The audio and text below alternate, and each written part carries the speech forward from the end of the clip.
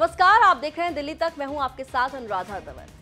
8 अक्टूबर को हरियाणा और जम्मू कश्मीर विधानसभा चुनावों के परिणाम घोषित किए गए, जिसमें जम्मू कश्मीर में इंडिया गठबंधन कांग्रेस नेशनल कॉन्फ्रेंस का अलायंस जीत गया और हरियाणा में कांग्रेस पार्टी हार गई, जो जीत का दम भर रही थी, और भारतीय जनता पार्टी लगातार तीसरी बार जीतने में कामयाब रही। अब हरियाणा में जिस तरीके से कांग्रेस पार्टी हारी है, इसको लेकर लगातार बवाल मचा हुआ है। एक तरफ कांग्रेस है जो हार स्वीकार नहीं कर रही है और सवाल खड़े कर रही है मतगणना की प्रक्रिया पर। अब दूसरी तरफ एग्जिट पोल की बात करें तो एग्जिट पोल्स में भी कहा गया कि हरियाणा में इस बार बदलाव होगा, बीजेपी सत्ता से बेदखल होगी और कांग्रेस सरकार बनाएगी। लेकिन एग्जिट पोल फेल हो गए, जैसा कि हमने 2024 के लोकसभा चुनाव जो इसी साल हुए थे उसमें भी देखा कि एग्जिट पोल की भविष्यवाणी सही नहीं बैठी, सटीक नहीं बैठी। कई राजनीतिक विश्लेषकों, कई राजनीतिक पंडितों की ओर से भविष्यवाणी की गई कि इस बार हरियाणा में कांग्रेस पार्टी आ रही है, लेकिन वो भविष्यवाणियां भी धराशाही हो गई। और इस बीच अब इंडिया ब्लॉक के नेताओं के बयान सामने आ रहे हैं, जिसमें कांग्रेस की हार की बड़ी वजह ये कहा जा रहा है कि कांग्रेस ने इंडिया गठबंधन के जो सहयोगी दल हैं उन्हें साथ नहीं लिया। और इसी कड़ी में आपको बता दें, आम आदमी पार्टी के राज्यसभा सांसद राघव चड्ढा ने बिना किसी का नाम लिए, बिना किसी राजनीतिक दल का नाम लिए, इशारों ही इशारों में बड़े शायराना अंदाज में अपनी भावनाएं व्यक्त की हैं।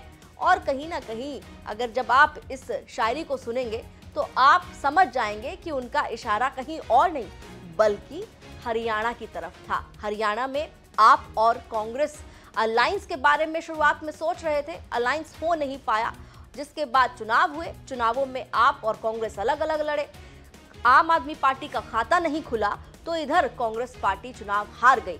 अब आपको राघव चड्ढा की शायरी दिखाते हैं कि उन्होंने किस अंदाज में अपनी बातें कही हैं, बिना किसी का नाम लिए, इशारों ही इशारों में कांग्रेस पर तंज कसा है। तो राघव चड्ढा ने सोशल मीडिया प्लेटफॉर्म एक्स पर लिखा, हमारी आरजू की फिक्र करते तो कुछ और बात होती, हमारी हसरत का ख्याल रखते तो एक अलग शाम होती, आज वो भी पछता रहा होगा मेरा साथ छोड़कर, अगर साथ साथ चलते तो कुछ और बात होती।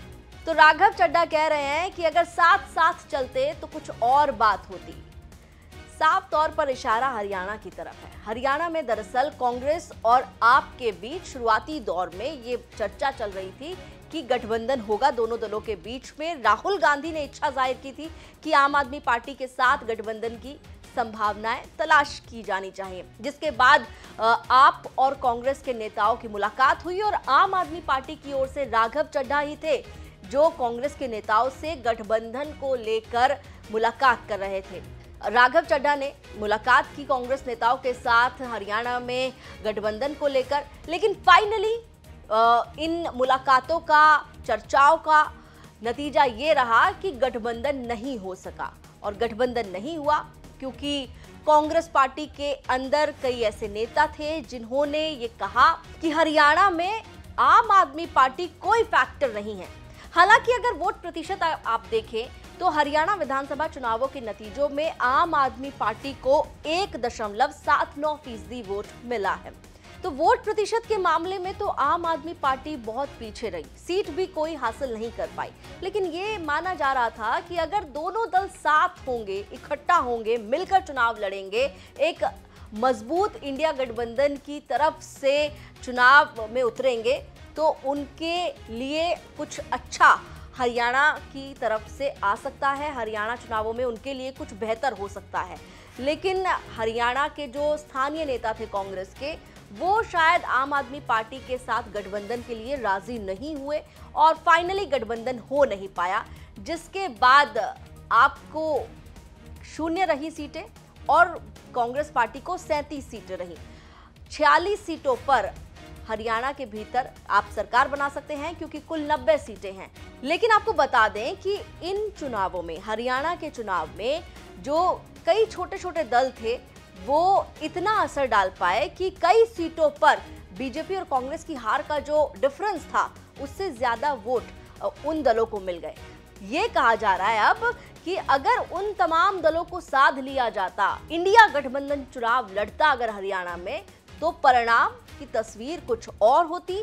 जो रिजल्ट आया है, जो नतीजे आए हैं हरियाणा विधानसभा चुनावों के, जिसमें बीजेपी जीती है, कांग्रेस हारी है, वो तस्वीर पलट सकती थी, वो परिणाम पलट सकते थे अगर हरियाणा में कांग्रेस इंडिया गठबंधन के साथ मिलकर चुनाव लड़ती, इंडिया गठबंधन अगर चुनाव लड़ता तो। लेकिन ऐसा हो नहीं पाया। अब क्या असल वजह रही कांग्रेस के हारने की? आपको क्या लगता है कि कहां कमी थी?